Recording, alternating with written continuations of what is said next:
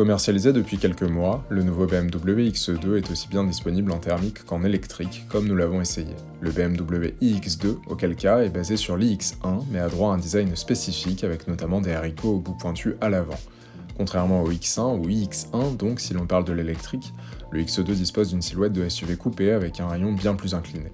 Il semble massif et pour cause, il mesure 4,55 m de long pour 1,59 m de haut.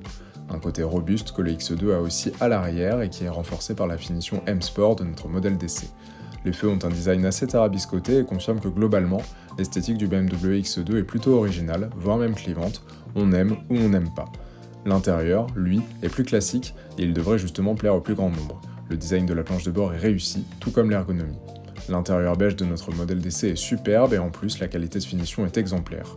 Côté équipement, on remarque la dalle numérique, intégrant à la fois l'instrumentation pour le conducteur et l'écran central tactile.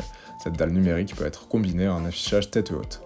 Enfin, le coffre de 525 décimètres cubes sur le BMW iX2 apparaît logeable grâce à une découpe carrée, bien que le seuil de chargement soit assez haut.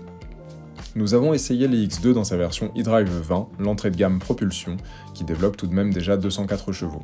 Le moteur électrique est couplé à une batterie de 66 kWh, pouvant proposer théoriquement une autonomie maximale de 478 km en cycle WLTP. Le véhicule peut recharger jusqu'à 130 kW et passer de 20 à 80% d'autonomie en 30 minutes sur une borne de recharge ultra rapide. Au volant, il est très agréable à conduire grâce à une direction hyper précise et une prise de roulis inexistante. Il est par ailleurs plutôt dynamique sans pour autant être sportif. Même s'il a un mode sport, l'iX2 préfère en effet une conduite plutôt coolée, favorisée par le mode break qui permet de ne quasiment pas utiliser la pédale de frein.